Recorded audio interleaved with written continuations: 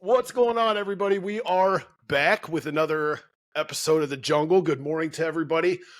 So guys, real quick, to start things off, I wanted to kind of start directing everybody to the webuildmonsters.org website. I have people that reach out to me looking for resources real quick or on a pretty regular basis.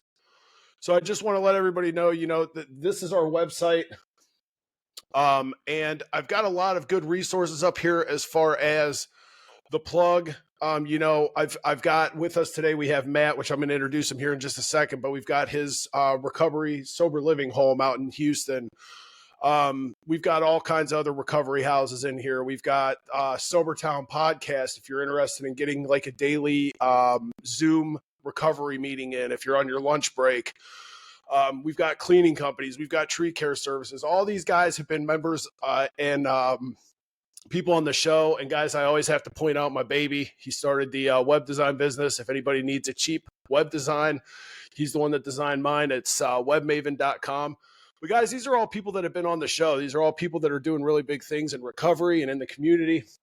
So I encourage all you, if you've seen somebody on the show and are interested in any of the services they provide, to hit them up. You would be doing them a favor. So guys, with me today, I have Matt Gibson, and Matt has been on my list of people to talk to for a while. I actually met Matt through his sister, Jessica, and Jessica is probably one of the kindest, most awesome people I have ever met in my life. My wife and I were devastated when her husband, Matt, took her to Texas. But I know Matt lives down there, her brother, and she's got family down there. So it was a good move for Jess. We understand. But Matt's been doing amazing things in the recovery community. He's got a really awesome story. I've heard his story from his sister, but never from Matt himself. And Matt and I just started talking a couple days ago, and we've been on the phone a couple times. And it was time that I got him on here and got his story out there. And so I'm going to go ahead and introduce Matt to everybody. Matt, go ahead and say hi. Hey, y'all. How's it going? My name is Matt Gibson. I'm a grateful recovered addict alcoholic. So let's get right into it, man. Let's talk about, so you have, you battled with addiction for some time. Mm-hmm. Why don't you get into real quick, in all the years of me knowing your sister, I never really had a chance to even have the conversation with her, what your guys' childhood was like. And you guys, did you grow up with her? You were in Mexico too, correct? No. So we were born in Texas. My dad's from Mexico. He was born in Mexico, and he moved over here to the States when he was like 27. And then my mom's side is Cuban. And then we have a little bit of Irish in us. Okay. Yeah. Well, tell us all about like your childhood. What was it like growing up? I mean, what was it? What kind of led you into the path of drugs and alcohol? Man, to be honest, like, brother, like we had a great childhood. My story isn't the to be honest, like my story isn't the story of like, well, like I've had a lot of trauma and like this trauma kind of boiled up and like next thing you know, like I turned to drugs and alcohol. Like, to be honest with you, like my parents were great. My parents, were hardworking. We were like a hardworking middle class. And they, busted their ass to give us everything that we needed and everything that we ever wanted, to be honest, right? And so, growing up, like, I remember, because a lot of the stuff is kind of spotty for me, right? But I remember that, like, growing up as a kid, like we had everything that we wanted. We went to, growing up, we went to private school through like elementary and junior high, and then high school, we moved over to public school. But there was always something like internally different for me. I was always kind of the troublemaker, regardless of like how well we were brought up. Yeah. And So, I was like, my parents seem to remember a lot more times of getting contacted by the principal than I do. But, I was always in the principal's office, evidently.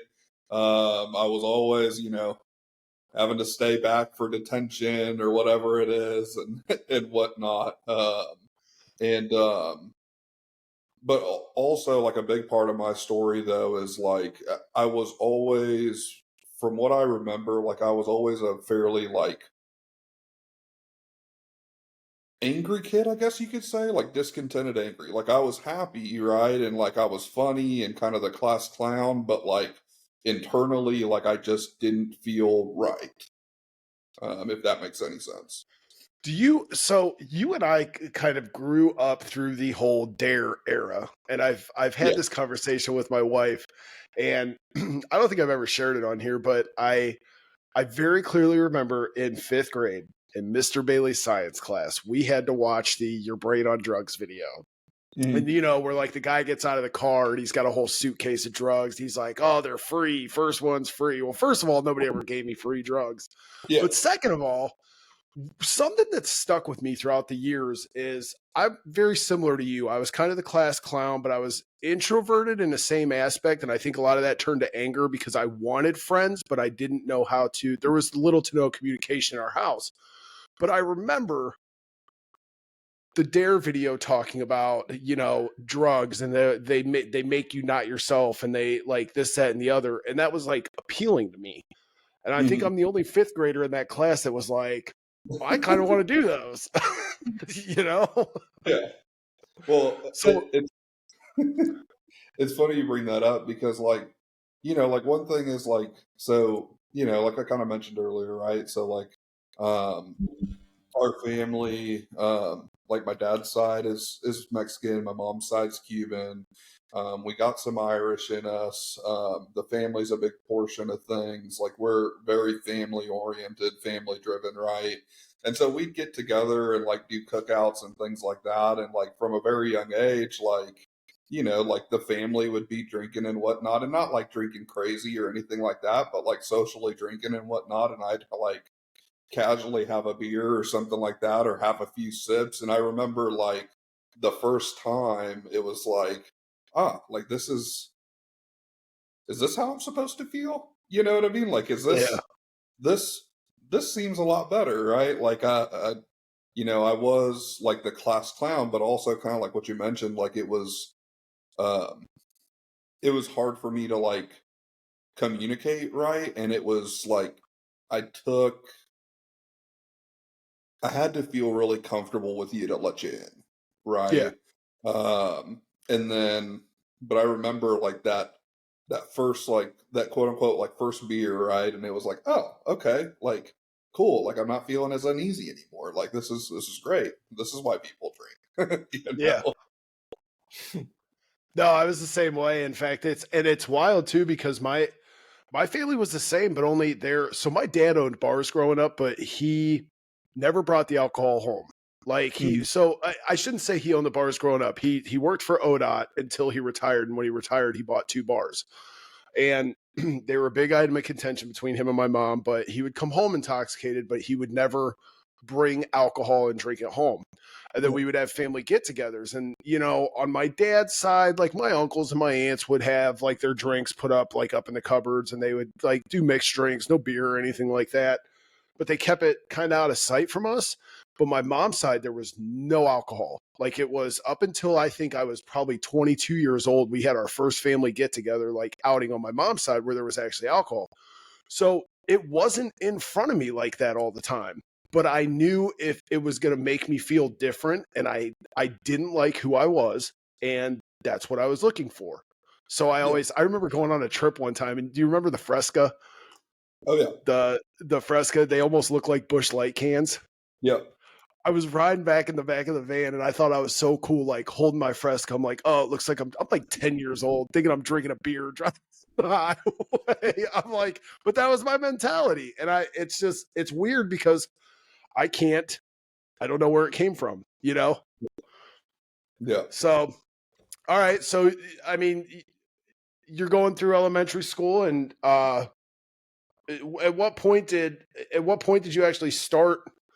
I mean, so you started when you were young at your family get-togethers, but it wasn't anything significant. When did things start turning? Yeah, it wasn't anything significant, because like, and again, right, like my family like wouldn't let me, like Yeah, they wouldn't allow it to be anything significant. You know what I mean? And so, really, I think things started when I moved over to high school. To be honest with you, for me, um, when I moved over to high school, I started drinking more, and it looked like. Um, it's funny I say this out loud, but then like I talk about it with my wife, and like she's like, "Yeah, I didn't do some of that stuff in high school." You know what I mean? But oh, my wife's the most straight edge, like never partied. Like she drank a little bit through college, but that's it. I don't know uh, what they ever saw in us. yeah, but like like I'd go out to parties, and like during high school, like I was having a fun time, right?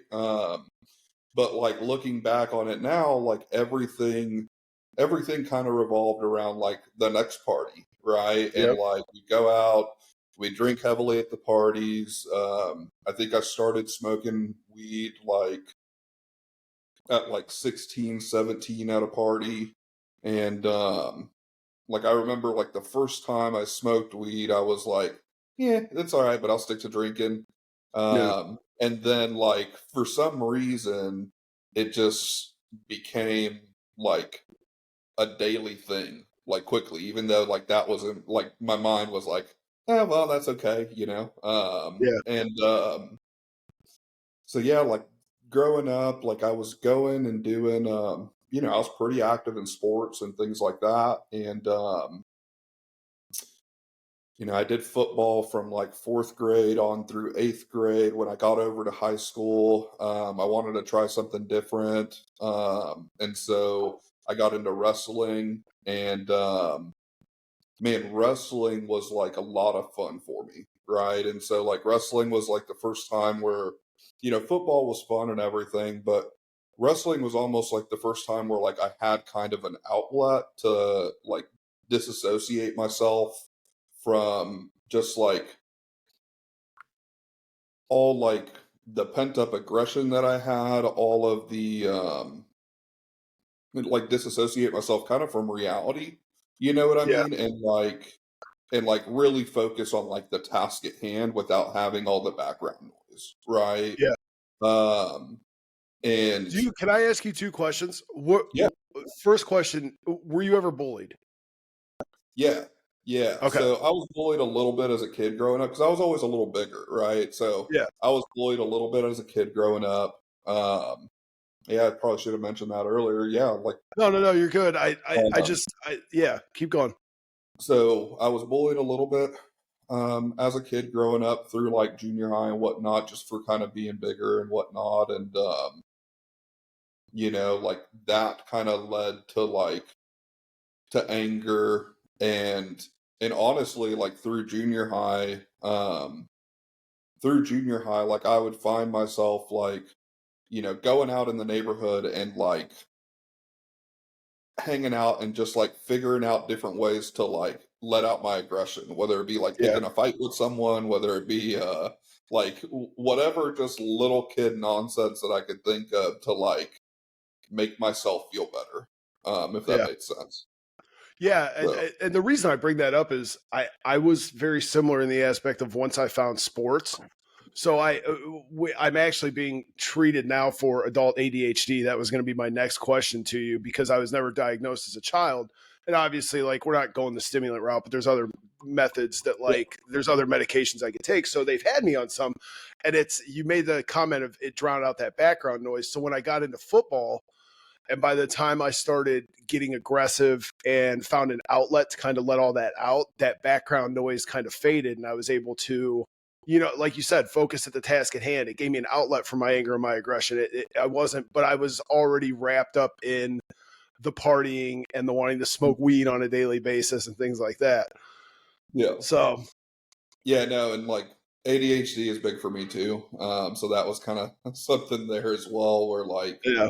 yeah, I mean, wrestling, it was it was really, it was a way that, like, for the first time, like, aside from drugs and alcohol, like, I was able to drown all that stuff out for me, Yeah. and really kind of focus at on like the task at hand. And like honestly, like I was fairly good at it for not having, you know, experience. Like we had other guys on the team that were, you know, kind of grew up wrestling, and man, I loved it. And we got to I was doing pretty well with it up until about junior year of high school. And in my junior year, I broke my kneecap in wrestling, or I chipped it. And I remember going over to the doctor. It's actually kind of funny. Like I was like, and I want to kind of talk about this too. Like I was like, I've always been a really strong willed individual, right? Like if I set my mind to something, I'm able to do it, right? Yeah. For the most part. And for example, like I chipped my kneecap in wrestling back in high school, and like I drove a stick shift back home to go to the house and let my parents know what happened, and then And like your we went parents over were to the so hospital. thrilled. Yeah, and They're like, "Good job, dummy." exactly. And so, and so, man, after that, you know, I did like just like some microscopic surgery, but like it was a fairly like it was a fairly good injury where like I got some pain pills for the first time. And that was really where everything started to shift for me, right? Like up until this point, like my focus was, you know, my focus was school. There was definitely a focus on partying, but like my focus was school and my focus was wrestling. Um, and then I remember coming back and having like a conversation with the coach, and the coach is like, well, like, you know, I'd really like for you to be a part of the wrestling practices still, even though you're going to be out for, you know, a number of months. And like, I remember I look back on it now and it's like, man, like that wasn't really a crazy request. But immediately, as soon as he said that, I was like, well, like, I was thinking in my head, like, what am I going to do? Just sit around here and watch everybody do essentially like what I Yeah. love doing? Like, I don't want to do that. And I started making the excuse of like, well, like, you know, now that like I'm not wrestling, like I really want to focus on like going and getting a job and like making some money and things like that. And so I ended up stepping away from the wrestling team. And I think looking back on that now, that it was directly correlated to like my like to essentially getting that taste of like my drug of choice. And and really kind of more so shifting and focusing on that. How um so I if you said it, I missed it. How old were you at this point? so I was junior year of high school, whatever that is, what, Junior year. 17? Yeah, Yeah, back when they were yeah. I remember those days, man. I'd go in for a toothache and walk out with like 4 Oxy 80s. Like those yeah, were yeah. it was wild what they were throwing people back then. Like I was in middle school and I broke my wrist and he sent me home with like 40 Percocet. I'm like, what? I'm like 8 years old, dude. 10 years old. What? Exactly. And man, like I had some pretty good prescriptions. You know, I can't remember Yeah. exactly what they were, but they were pretty good. And you know, I left that meeting with the wrestling coach with a wholehearted intention to essentially go start working on like mowing lawns, making some money, and which I'm not even sure how I was going to mow lawns with a broken knee. Um, and and Same way you drove a stick shift home. and and just kind of like, you know, proceed to do that until like my knee got better and I was going to go back to wrestling. Um, and you know, obviously, like none of that really ever happened. Like what I ultimately ended up doing was just finding myself going and hanging out, smoking weed after school every day, popping pain pills every day, and like popping more than prescribed, or like going out and like drinking it with friends or going to parties. And like, you know, like, yeah, I was working periodically here and there when my knee got better, but like it wasn't like I was getting high and working consistently, not Yeah. just like working. Right. Well, and you Um, justify it because you're like, well, I'm injured and the doctor gave me these pills, so it's okay. Yeah. yeah, exactly. And then it started with that justification, and also like, it kind of ended it. you know, the thing with the opiates for me was like I'd start to build a tolerance pretty quickly, and I'm like, Yep. okay, like I know I shouldn't be taking X amount of pills, but I started taking them anyways. Yeah, but I mean, that's the way they're designed. Your Yeah, receptors they don't work like, it's not a long-term cure. And you just want more and more and more. And then you add the fact that we're addicts into that, and it's a recipe for disaster. yeah, yeah. Um, and so, anyways, like as we like move on through that, like I never went back to the wrestling team my senior year. I really spent most of my time the senior year just kind of partying and living life, and we fast forward to like graduating senior year, and like I had always wanted to go into the military.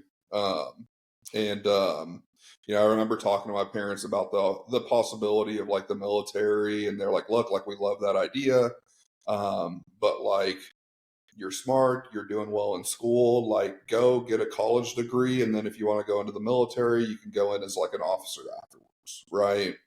Um, and so I went over to Texas Tech at that point, and I got in there, and my partying just kind of like continued. I'd kind of stepped away from the pain pills, but my partying with like a variety of different pills, ecstasy, pharmaceuticals, marijuana, drinking, like just kind of continued on, and it was just like one big party the whole time, which was great, and it was a lot of fun, until Well, midterms came out. yeah, and I remember I was like I had a history class that I had a history class, which like I had always loved history. I'd always been really good at history. I had a history class where like it was an essay final exam, and I had to at least score like a 95 on this essay final exam to be able to pass the course.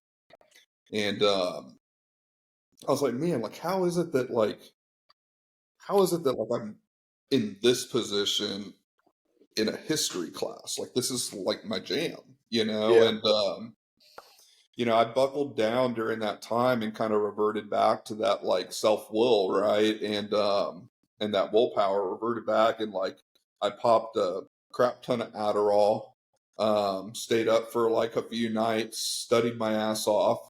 Um, and I remember I ended up like falling asleep late the night before the exam. Um, and just kind of passing out with my book on my chest. And I remember I woke up and I was like kind of late. I woke up late essentially, and so I had one of these like little Italian racer bikes. I call them Italian racer bikes, but like one of those little street bikes to get around Lubbock. And Yeah. I remember I hopped on that thing and I pedaled my ass off. I was flying, passing cars on it, the whole nine. And I hit like this small hole in the road and flipped over the bike, landed on the pavement. I had my like number two pencil in my hand, and like I remember like when I woke back up, which I think was fairly quickly, I'm not really sure, like I remember looking at my number two pencil and thinking like, man, like why is that broken? And Oh, dude. and so, anyways, I got over to the exam late, and I'm like bleeding, covered in like black tar from the road. And the professor was like, "Hey, look, like you, like this is ridiculous. Just come back tomorrow and take the exam." And I was like, "Okay, great." Um, so I left, went back there, took the exam, got a 99 on the essay exam, ended up passing. But like the dorms were closing at the time, and the dorms were closing at the time since I had had to stay late. And I had all sorts of paraphernalia and whatnot sitting in my room, and they had gone through and done like a fire, like a fire safety check, throughout the dorms. And I remember they found all the crap that I had there, like all the paraphernalia and everything. And I knew it wasn't going to be looking good. And honestly, like this was like the first time that I had really like gotten like had the possibility to like really get in trouble with the law. So like part of me was kind of like freaking out as well. I'm like, oh my God, like they're Yeah. gonna slap me with all this, and like my parents are gonna kill me and blah blah blah. And I'm like, like I'm just gonna go back to Christmas break and I'm gonna tell my parents like school isn't working out and like I need to do community college. Uh, and so that's what I did. Didn't tell my parents a word about it. I don't even know if they know now. I guess they do now. But but that's kind of kind of what happened over at Tech, Mom and Dad. And and so that kind of happened. And again, it's kind of one of those things where it's like like I never expected me to like fail out of college, right? I was a smart kid. I knew what to do. I knew how to study, all that stuff. Like, but I found myself failing out of college. Then, when I got back over to Dallas with the family, I'm like, okay, like, I could go and do the community college thing, which that wasn't working out because I continued to party. And I was like, well, like, you know what? Like, let's just go off to the military. Like, I wanted to do this for a while. Let's just do it. And talked to my parents about it. They're like, okay, like at this point, fine, and they were excited about me wanting to do it, right? But they were also scared, right? Like I wanted to Yeah. go in as like, I wanted to go in and like go in at like a combat MOS and all this stuff, and like they were scared, um, and so I remember I went over to the Army recruiter's office, and like during that time, like I was a little bit overweight, and the Army recruiter's like, "Look, like we need to get you down to like 26% body fat minimum to be able to do this." And like, man, and then he also told me, one of the good like if you're a drinker, like don't drink beer, just drink liquor. It actually kind of helps with shedding some fat, is what he told me, which like he doesn't. But like I heard that, I'm like, great, bet. Like we're gonna drink some whiskey, we're gonna go out, work our asses off.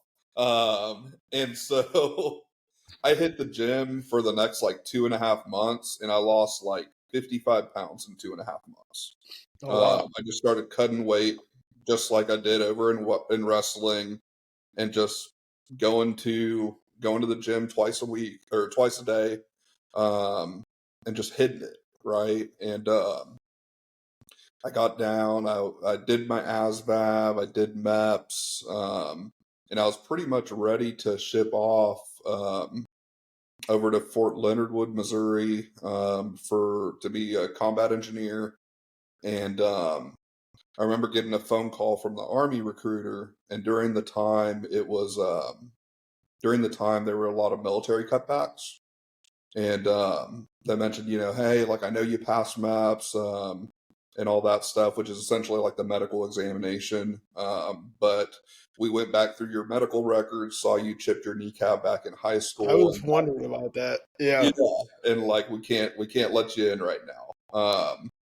And man, at that point, like that day I was working at my dad's work at the time. And like, I remember, I finished the shift.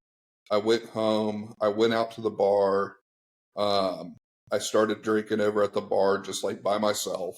Um, and I remember there was this kid that decided to start like kind of talking some crap to me, and like I kind of like brushed it off and let it go. Um, and he kept kind of pushing my buttons, and I just lost it.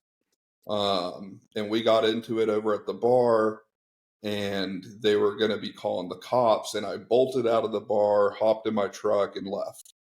Um, and about 5 minutes later, down the road, I get pulled over. And that was when I got pulled over with my DWI. And I remember doing the sobriety tests, and I remember thinking to myself, like, because I had the adrenaline going and everything. Like, I really didn't think I was that bad, to be honest Yeah. with you. And I remember doing the sobriety test, and I guess like I'm doing it. I'm like, man, I'm crushing this thing right now. And then all of a sudden, the officer yells at me to take the back of my knee off his bumper. So wasn't really killing it. And so, anyways, I got arrested, went to jail, uh, and and I got put on pretrial stuff, and like this was like my first interaction with like the law and like a DWI. And I remember getting bailed out. My parents bailed me out, and I remember I'm getting my stuff back from like the clerk, right, as I'm getting processed out, and she looks at my file and she's like, 22 years old, you're too young for a DWI. And I remember thinking in the back of my mind, I didn't obviously say this out loud, but I'm like, shit, I made it a full year at 21 without getting a DWI. Like that's not Yeah. I got mine at 21, so you're a year ahead of me, Bob. It's but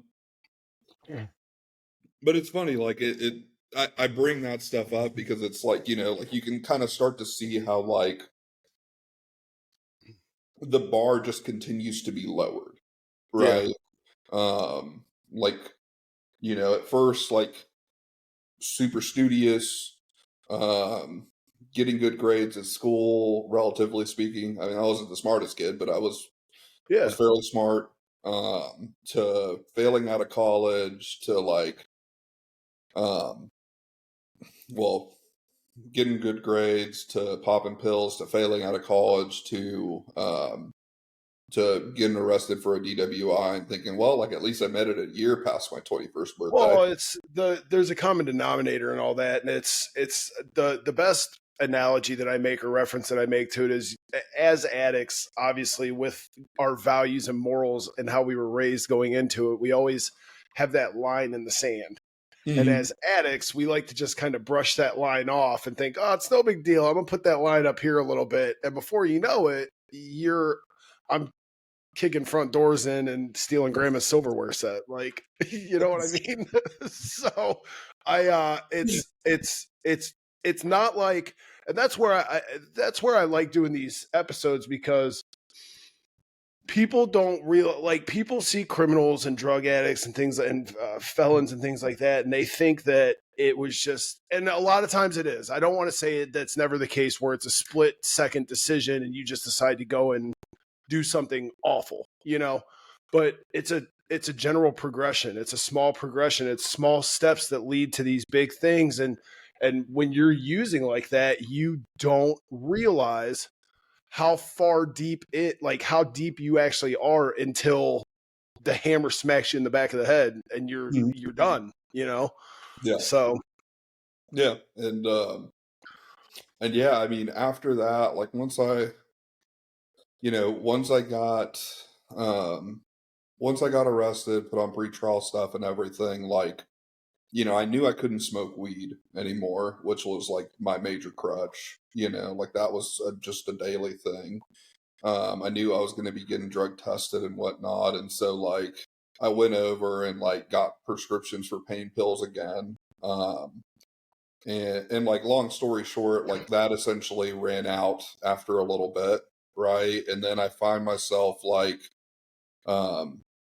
going out, drinking a little bit again, failing the breathalyzer on my truck. I got thrown back in jail, got released again on bond, and essentially got put on like, they put an ankle monitor, the scram monitor, right? Yeah, we have for those up alcohol here. testing on my ankle. Did you ever try and put bologna between your ankle and the scram monitor? No, man, I didn't. I never. Like, I wish It doesn't work. I've heard guys try and do that. I was just curious if you ever tried it. No, that's the thing, man. Like, I wish I could tell you I actually tried to mess with it a little bit, I didn't. Like, I was kind of petrified, to be honest with you, of this thing. I'm like, man, I cannot believe I got this thing on right now. And then I had a breathalyzer in my truck as well. So, like, I was, you know, paying a crap ton of money monthly for these Yeah. little things and all, like, the services and whatnot. And, anyways, like, I started working, but, at that point, it was like, okay, like, what else am I going to do now? Right? Like, I was able to string together a few weeks of, like, kind of sobriety, right? I wasn't able to get any more pain pills or anything, and it's like, how else is this going to work? You know, and that was essentially when, a buddy of mine um, had been getting into heroin, and he actually, when I first, and I struggle to say this because, like, the reality is like, it doesn't matter. I would have used anyways, to be honest with you, right? Um, but you know, when it was presented to me, it was like, man, it's kind of like opium, right? Like, it's natural. It's Yeah. it's like weed, natural, and it's like, okay, cool. Like, I do a little Google research on opium. I'm like, all right, yeah, it checks out, bet, let's get it. And I start smoking heroin and going to probation and, like, stopping a few days before to pass the UAs, and until, like, a few months go by where, like, that doesn't work anymore. Yeah. And I'm getting super dope sick. I couldn't stop soon enough before my probation test, and I ended up failing my probation drug test.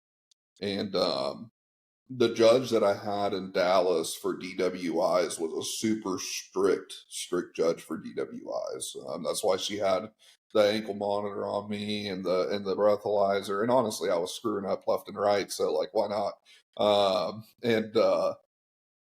And so, anyways, like, my probation got revoked, and I ended up going into county, and I think I was at county for like 60 to 90 days. I was presented the option to, like, get out a little earlier, and, like, still be on probation. But, like, at this point, like, I was like 16, I had made it 16 months through probation out of 18.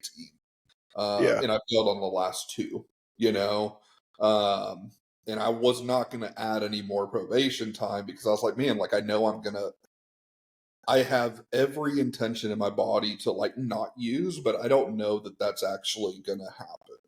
Yeah, and Uh, I mean, when you're that's the running joke in there too. When you're in county jail, is if you've got 3 months, you don't take that deal where they're going to give you a year probation on top of letting you out three yeah, months early. You At that point, you're already running your bid. You just you yeah, hang it up and you lay it down for the next 3 months. exactly. I mean, I think when they presented that option, like, I was a month and a half in, they presented it as like, you got 6 to 9 months in here. I'm like, no, I don't. I'm a trustee. I got 3 to 1. Like, we'll hang Yeah, out.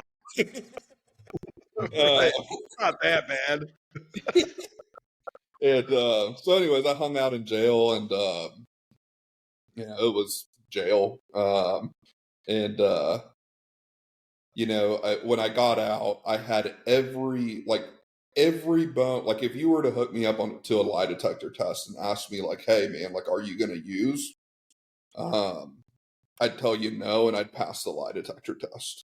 You Yeah, know, um, and I got out of jail, and, like, that, like, fucking 6 hours later, I find myself over at the dope house again, getting high. yep, And so at this point, like, I guess I glossed over, like, I'd already been to treatment trying to evade probation. Um, parents had sent me to a discipleship treatment center, that was like a year-long program. oh, I did And one of those. yeah, I did one of and those too. I, Yeah. I walked out of that, like, at day 3. Like, I Oh, remember, really? oh yeah. Yeah, I mean, I remember I was like, I put almost 2 years into that place, man. It no, was not fun. It was in like the middle of nowhere in upstate New York, like mountains. It was awful. yeah, I remember. like I was, because they didn't do like any sort of detox, and I was, at this time I was full blown in my addiction. I was detoxing off heroin, Xanax, alcohol, a little Yeah. bit of methamphetamine sprinkled in there, and like I remember after the first couple days, they come in my room and they're like, "All right, get up, like we're gonna have to go work." And I'm like, "Go work."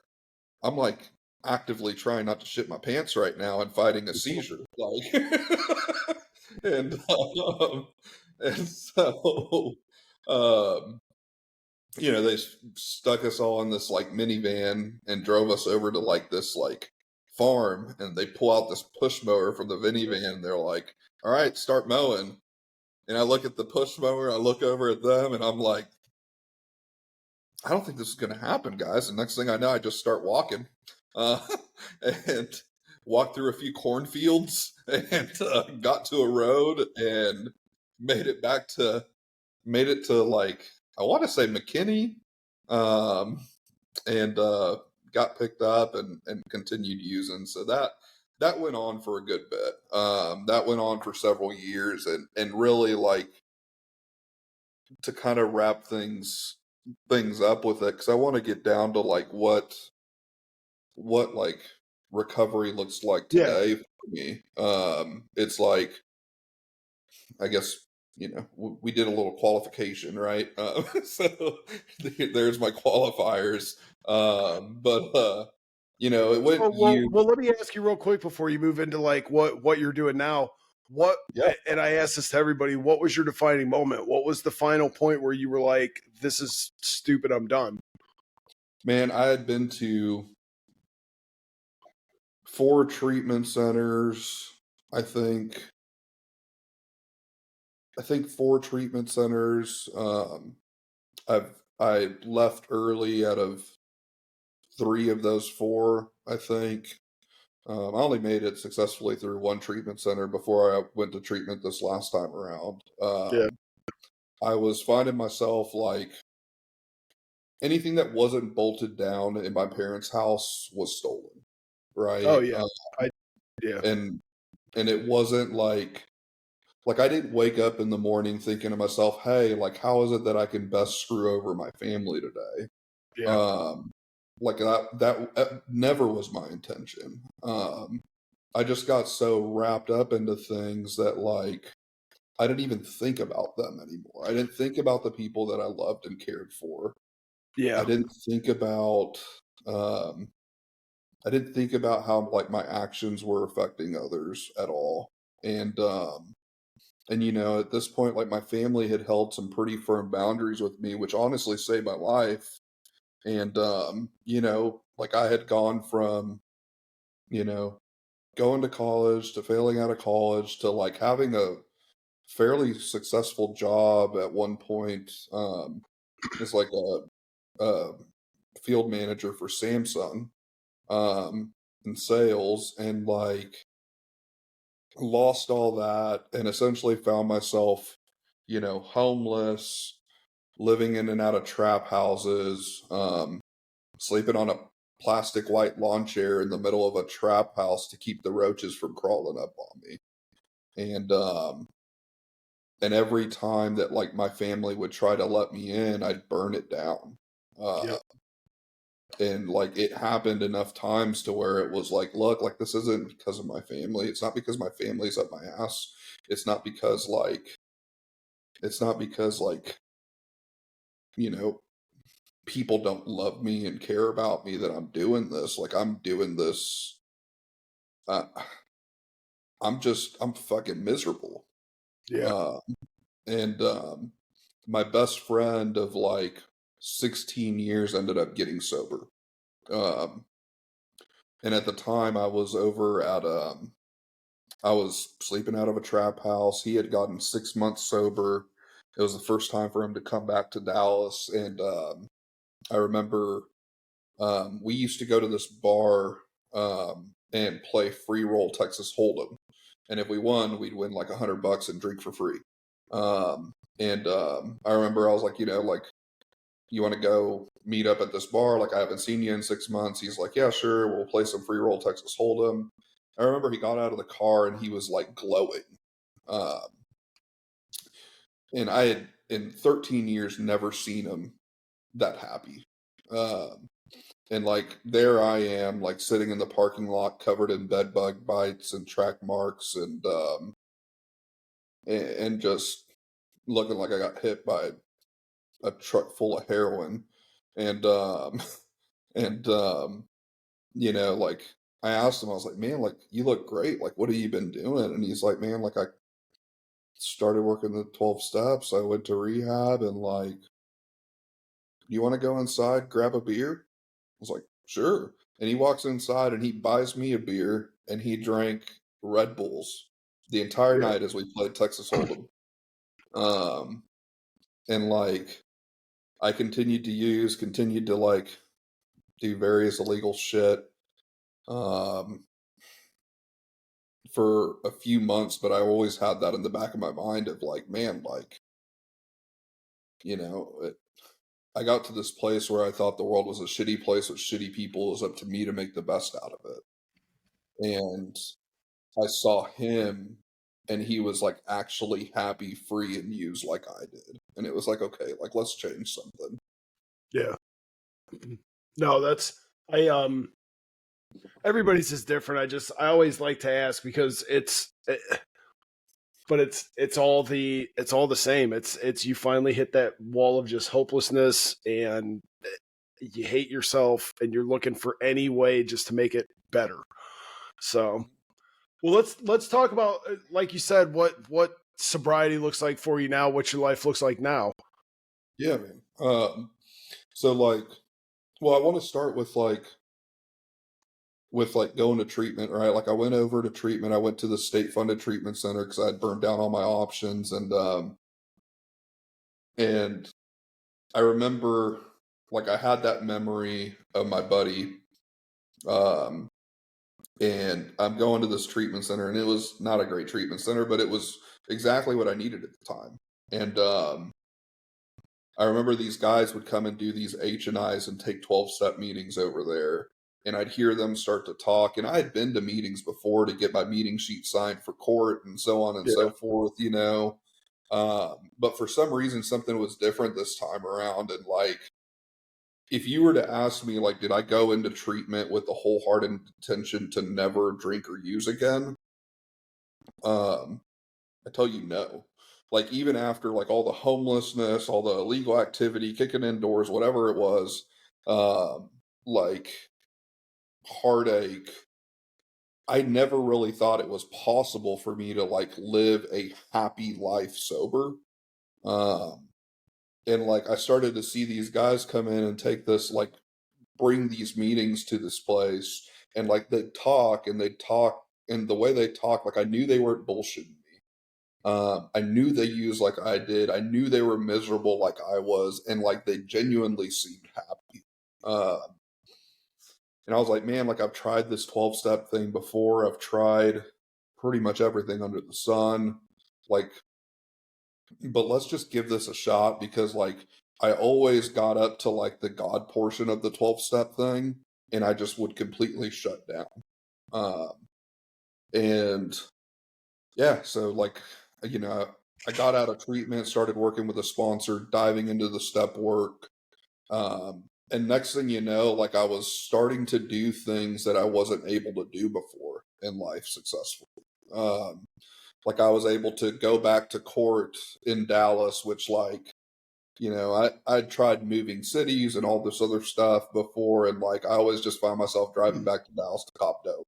Um, you know, I was able to go back to Dallas for like court on some on a charge that I had, and to get it dismissed. And like I actually like my family doesn't know this, but like I stayed with my family, and I actually found drugs in my closet, and like was able to like get rid of them for the first time, and like not have this internal feeling inside of like, oh my god, what did I fucking do, you know, Yeah. like Yeah. uh my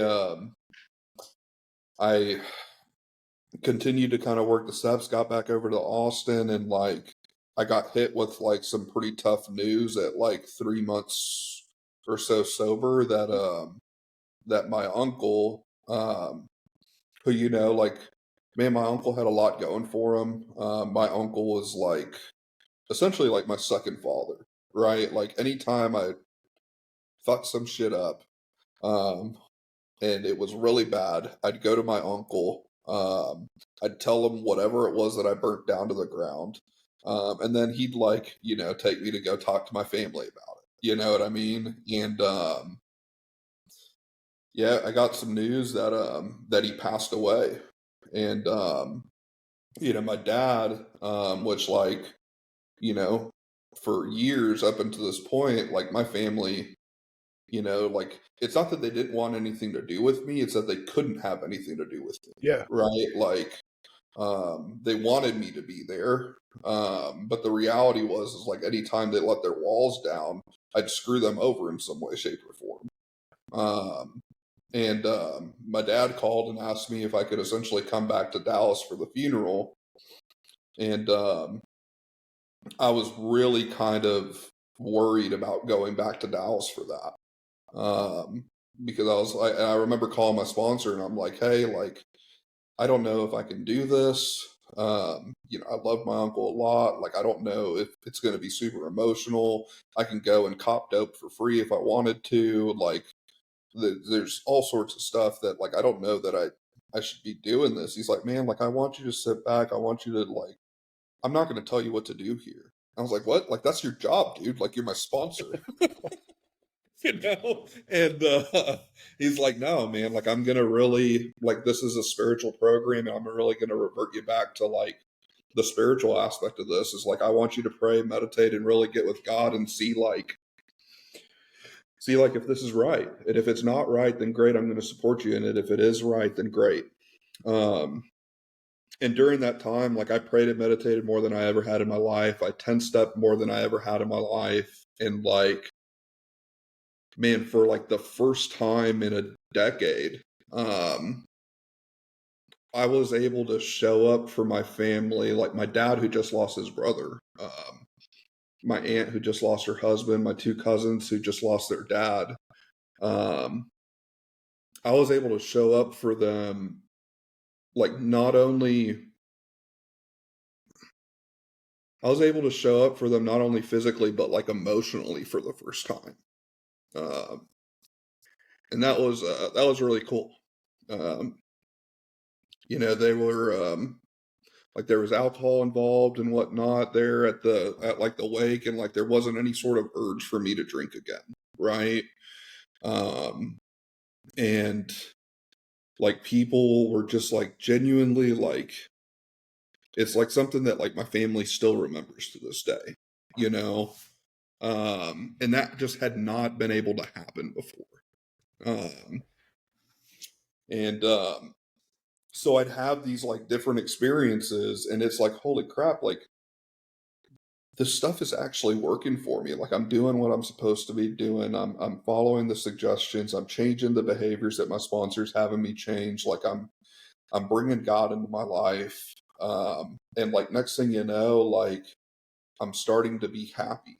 I'm starting to be free, and I'm starting to realize like, hey, like, you know, maybe I don't need drugs and alcohol to be free. Yeah. Um, and and yeah, like the ball just kept rolling from there. And so, you know, fast forward to now, it's like, you know, like man, if you were to ask me 6 years ago, um, like, do you ever think you'd have a family? Um, like, do you ever think you'd, you know, be able to like sustainably hold a job? Do you ever think like you'd be like, you know, things like that? And it's like, no, like I thought in 6 years I was going to die. And I was honestly like, okay with that. I prayed for it every day. I I hoped that I was going to kick the bucket with that needle in my arm, dude. Like I Exactly. was sick of it. Exactly. And yeah, that's the thing. Like that's one thing that like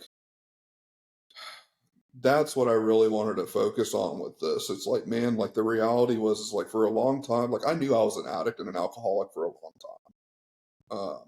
I didn't have to like be an Einstein to figure that out. Um, there was a good period of time there where like I kept doing what I was doing because like I didn't have any hope. and I didn't think anything was going to work. And I just thought, like, my reality was like, I'm not going to get, I'm not going to come back from one of my overdoses, you know? Um, and to be able to be able to see like those other individuals who were getting better and whatnot, that's what really saved my life. Um, and my family holding those tough boundaries, that's what really saved my life. Because it got me to a place where it's like, look, like, fuck, what else do I have to lose? You know, No, not I always fall back on, your family always wants to be there for you. And I've had numerous people call me with their children in active addiction, like, hey, what should I do? What would be the best steps? I'm like, you cut them the fuck off. Like you have to use the tough love approach. And dude, I did one of these episodes with my mom, and my mom and I have an amazing relationship nowadays. Like I talk to her almost every day. Like we're best friends now. I never thought that we would be back on that level, but you have to. She said the best thing that she ever did was put up those hard walls, put up those boundaries. You're not coming back in my house. You can call, we can converse. If you need a hot meal, I will bring you food. That's it, you know. And I think that's just like you. That was one of the big things that saved me. Um, Mhm. you have to have those hard boundaries. If you know somebody that's, whether it's your husband, your wife, your child, you have to put those hard boundaries up, because otherwise, if you don't let them fall on their face, they're not going to learn. Mhm. Yeah. Uh, but yeah, and then we fast forward to now, and like So yeah, from let's fast forward to now. I want to talk. So I want to talk about G3 recovery. okay, Um, so you came home. How long has, so for those of you that don't know, G3 Recovery is a recovery sober living. They are two homes down in the Austin, Texas area. Matt felt a need in his heart to help people, and Matt just grabbed the bull by the horns, and he's doing just that.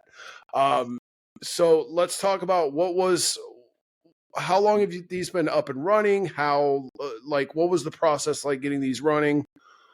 yeah. So man, like I started working in treatment really um like at the beginning of getting sober. Like my passion, like the message that was brought to me was like, hey, like through working these steps and like through recovery, you're going to be able to turn your dark past into something beautiful. And like I grabbed onto that because I was ridden with so much shame and guilt around all the terrible crap that I'd done. And it was like for the first time, like I actually saw a way to like turn this around. Yeah. So like I think I got like 4 months sober and hopped into treatment and working in treatment. I started at like the ground level as like a tech, um, moved up to a variety of different positions, and um, did discharge or did recovery mentor, recovery manager, discharge coordination, admissions, and then the last position in the treatment field that I was at was a director of recovery operations out at the Last Resort, which is a place I hold really close to my heart. I love them. They're awesome, and I'd always had a desire to like open something up of like my own, and like I can't take all the credit for this because my wife, who's also sober, she's got 10 years sober. You know,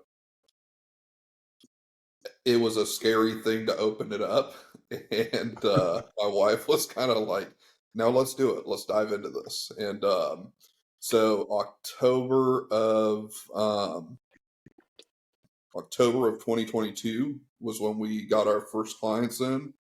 Um, and we started with a men's house, and like really what both my wife and I wanted to do was like I'd worked in treatment long enough to see that like families were, like these guys would go into treatment and they'd have like super intensive work in treatment.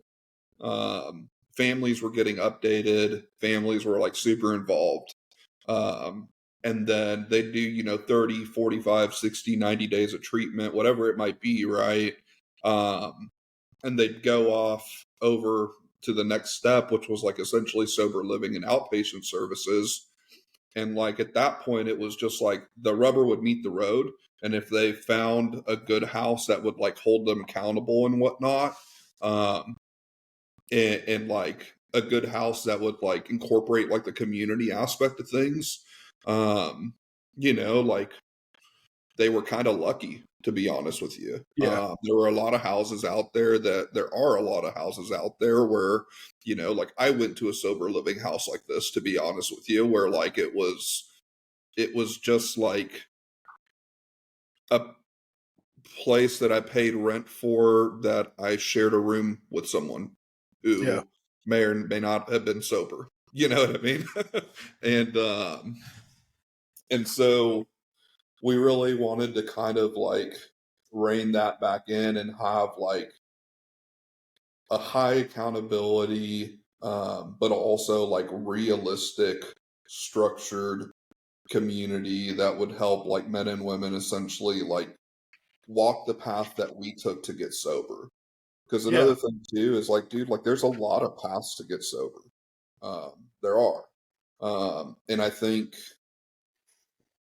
that a lot of a lot of places out there will gravitate towards like the latest buzzword and whatnot, and really kind of lose focus on like honing in one aspect of their thing, and like just things get lost in the weeds. And Yeah. so, um, yeah, we opened up the men's house first, and we kind of got a culture built and everything, and our intention was always to have two men's houses. And then we kind of figured out that, well, like realistically, like women's sober living here in Austin, at least, is really limited. And like, unfortunately, like women here in Austin are either paying like, $2,500 a month or so for sober living, or they're going to like a low accountability home of like, paying $600 a month, and there's no real in between. I want And to I want to bring these up real quick because I have them ready to yeah, share.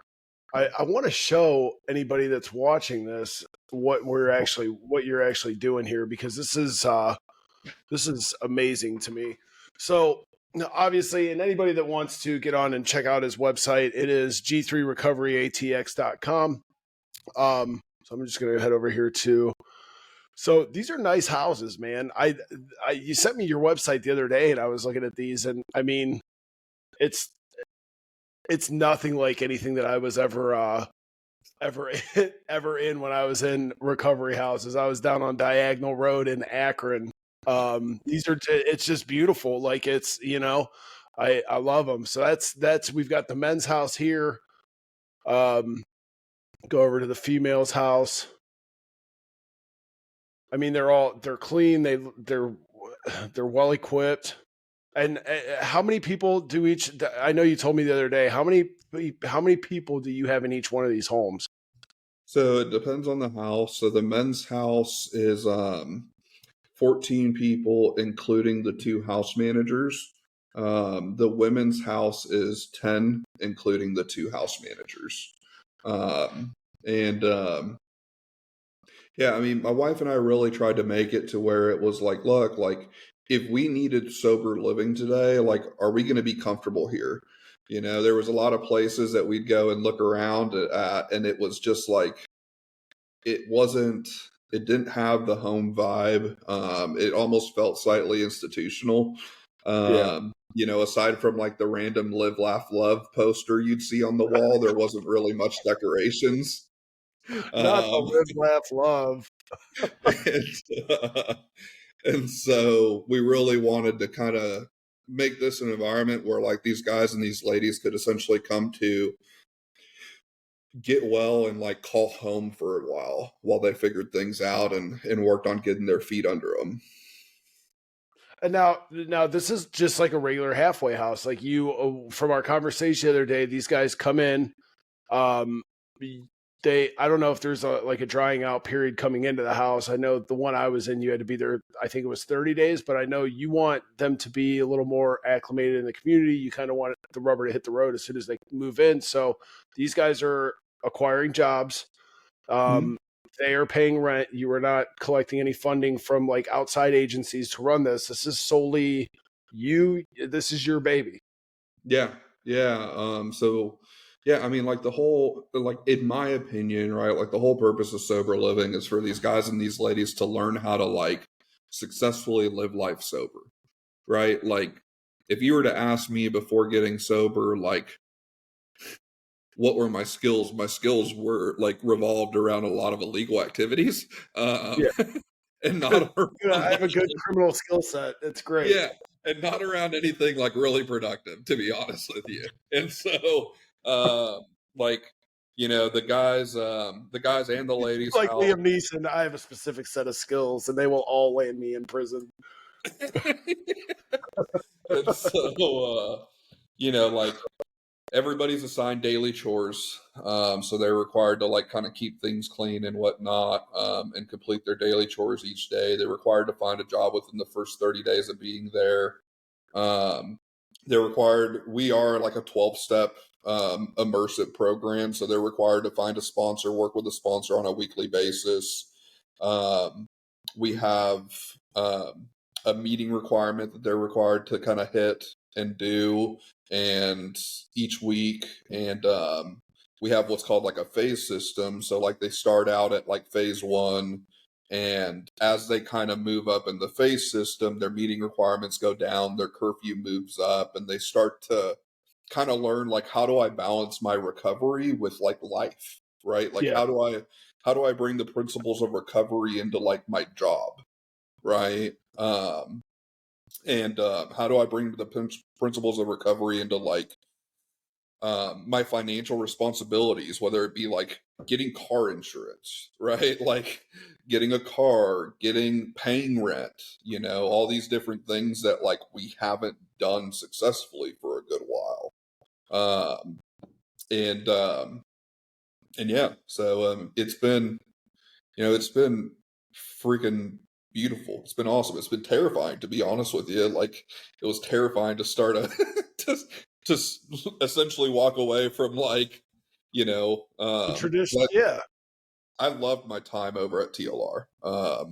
And I loved being the program director over there until like essentially it was like the first time for me to walk away from like a job that like I really loved and was passionate about, Yeah. to go into essentially something that like I wasn't really sure was going to work or not. And man, over a little bit over, we're a little over a year now of being open, and like over the last year, we've been able to help out. We've been able to help out a lot of men and women, and you know, we've been able to like not only man, like the really cool thing, and like I'd love to be able to tell you that everybody that comes in the house gets it.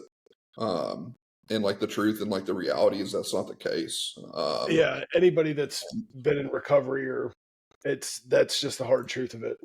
Yeah, and but like the really cool thing has been like having the opportunity to like talk to these individuals and get them like remotivated to dive back into it if they fall, right? And being there for the families, like that's another thing that we kind of starting to see is like the families, like they would be getting contacted weekly while their loved one was in treatment, and then they'd get out of treatment, go into sober living, and like the only time their loved ones would ever hear from anybody was like when rent was due or there was a relapse. Like Yeah. they weren't talking with anybody and learning like how to communicate with their loved one and like rebuild those relationships and so on and so forth. They're like figuring out like, hey, like is little Johnny even doing okay? Because like he Yeah. hasn't talked to me in months. And we'll provide biweekly updates with the families and not only kind of let them know how they're doing, but like if they're struggling, like kind of coach them on like, hey, like what is it that we can do to help them, Yeah, so there's like it's almost like a reunification counseling services provided as well. That's awesome. That was you and I talked for a while on the phone yesterday, and I think most people know my vision is to do something very similar to what you're doing. Um, I've been in and out of halfway houses and recovery centers, and I don't think I've got my wife's little brother. He's in one right now. And I think I'm going to get a group of those guys on here and just talk about what they feel needs changed and what could be better. And so I think that would be a cool, but people don't get it. They think you're in this halfway house and you're just supposed to be there. And it's the same as jail and prison and everything else. So the fact that, you get in these centers or you go to jail and there are no programs, or you go to these centers like you and I were talking yesterday, and I forget what the buzzword was that you used, like trauma counseling, and you're like, yeah, trauma counseling, and you're like, so what are you doing to counsel these guys on their traumas? Well, we talk to them. Okay, but that's a pretty common theme across the board with halfway houses. Is I can't say there's not any, because obviously you're doing it, and there are good halfway houses out there. But I encourage any of you that are considering going into a halfway house, do some research before you get in there, because you could very easily find yourself back in a very sketchy, shady situation where it's going to make things 10 times harder for you if you are absolutely like serious about getting your lives together. Because I know I was in my halfway house for less than, I think, a week, and I was popping Suboxones and running the streets. But no, man, I love what you're doing. Do you mind if I pull your Facebook up here for G3? No, yeah, man, go at it. No, I love what you're doing here, man, and I think it looks like you do quite a bit with the. Let me find it. It looks like you do stuff like as far as like events and things like that. Like it looks like you got the paintball Saturday, February. That was another thing too. It's like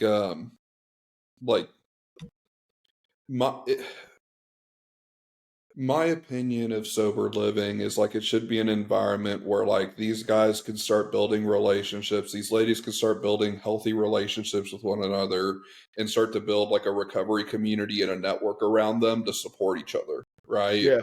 Kind of like what I mentioned like a little bit with my story was like, seeing these people like get well was what sparked me to actually want to do things.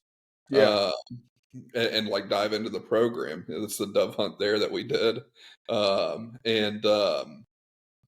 like another big portion of that and like community and fellowship is like, hey, like, yeah, like you got to go to meetings and like work the steps and like go to counseling or whatever it might be that like you need to do. But like the stuff can actually be fun, Well, and that's something that I was going to comment on here too, because it's very much so, like I said up top, you guys are incorporating community. You're incorporating the fact that you don't have to be in a bar or in a trap house or numbing your feelings. Like one of the best one of the best feelings and things that I love about my life nowadays is I can look at it and look at where I was and look at where I'm at and just understand how beautiful like life and the journey is and how much fun life and the journey is. I mean, I'm looking through these comments and you guys go and do stuff like and that's so important. Like you're out here at the shooting range and you're playing golf. So I just want to emphasize to everybody, guys, these houses are out there.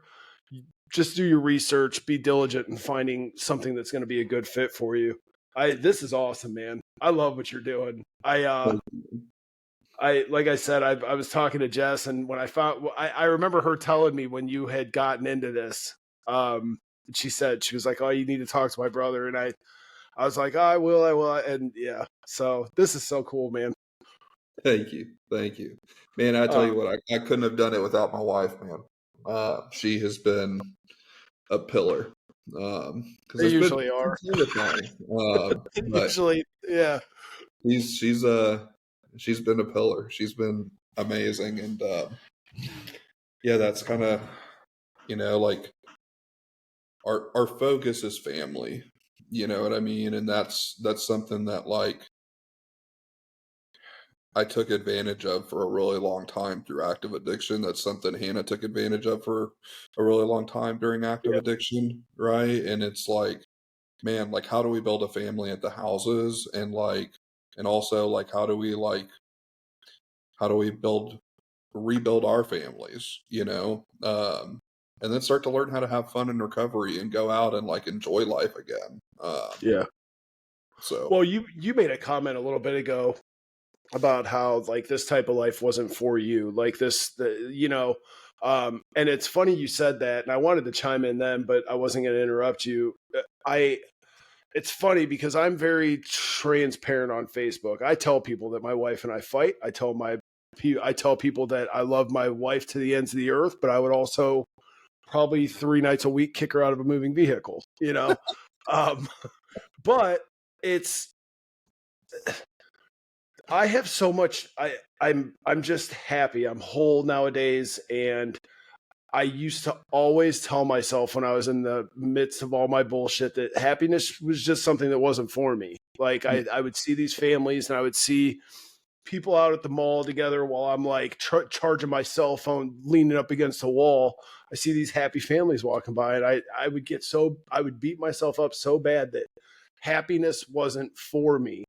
Um, and I want to encourage anybody that's out there, happiness is for everybody. You have to put in the footwork. You have to put in the work on yourself. Everybody deserves happiness, and life is so awesome once you start to take a look inward and work through your bullshit and just put one foot in front of the other day by day, man.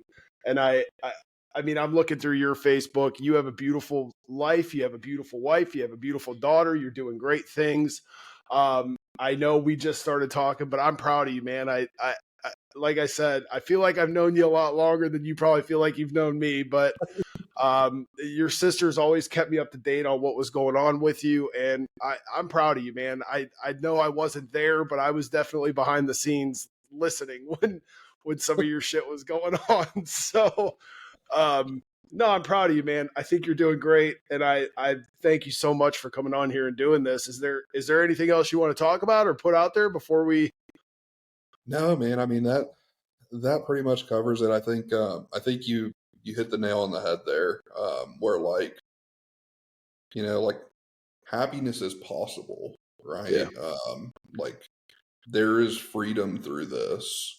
It takes some work, right? And it's like sometimes it's not necessarily easy. no, Uh, not but even like, remotely. before, man, like I think intentionality is key of diving into this stuff. And like when we start really bringing the intention, we start to see life become beautiful in ways that like I never really could have imagined, you know. Yeah, I'm just it's still wild that I have a 19-month-old, you know. I'm just like, what? Like, yeah. um, Where'd you come from? yeah. And it's just wild for me to like come inside the house and like my daughter like see me come in and like say da da da da da da da da. Or like my just to be able to have found someone like my wife, like Yeah, I'm just blown away, like yeah. the reality is like my own blood couldn't be around me. Well, and I think Like, and there's something so empowering after because my life has been 10 years in the making. I came home from prison 10 years ago, and I yeah, had made a choice while I was locked up. I'm doing things totally different when I came home. And there's something so empowering about being able to look back over the last 10 years and see where things were tough, but where I persevered, to see where things were rough, but I got through them, to look at the way that I used to act in situations, how I don't act anymore, to get custody of my kids, to buying a home, to get it, you know what I mean? Like you see yeah, these steps throughout the years, and then it's empowering when you get to a point like yourself and I have, and a lot of other people where you can look back and you can be like, that old life, that it's not even worth it. Like it's once you get a taste of like the happiness and the wholeness and the being fulfilled, like that old life, it's it's gross, and you start to look at yourself like, what the fuck was I thinking? You know? Yeah, So we've been blessed. We've been we blessed. have. It's been amazing.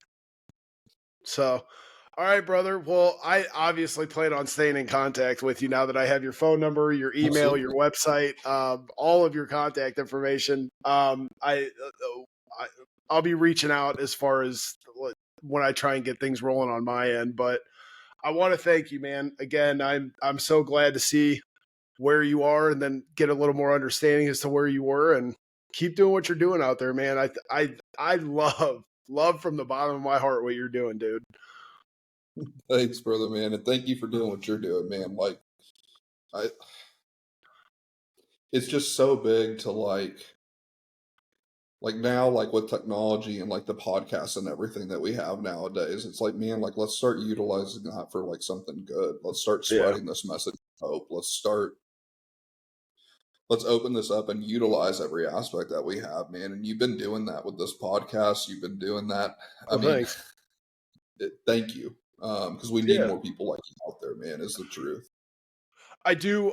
Now that you bring that up, I would like to give a shout out to my buddy Drifter started Sober Town. It just reminded me with you saying that it's on the plugs page, and you can also use it with guys in your house too if they can't make it to a meeting, if they're stuck in the house. Just give a quick plug to them, not to cut you off, but it's sobertown.com. They do daily Zoom meetings, interactive Zoom meetings. They run tons of them, men's, women's, NA, AA. So anybody that's looking to get to a meeting that maybe can't make it, or maybe is really in need of immediate help, go check that out. Sorry to cut you off. No, man, I appreciate everything you said, everything you're doing. And I love you, dude. I've been cheering for you on the sidelines for a while now. So you didn't know I was there, but I was definitely there. So, but with that being said, we'll wrap this, and I'll talk to you, brother. All right, man. Sounds good. Stay in touch. Thanks, man. Guys, yes. Thanks, guys, for checking in. We'll check you next time. See you. You good? Oh, he left.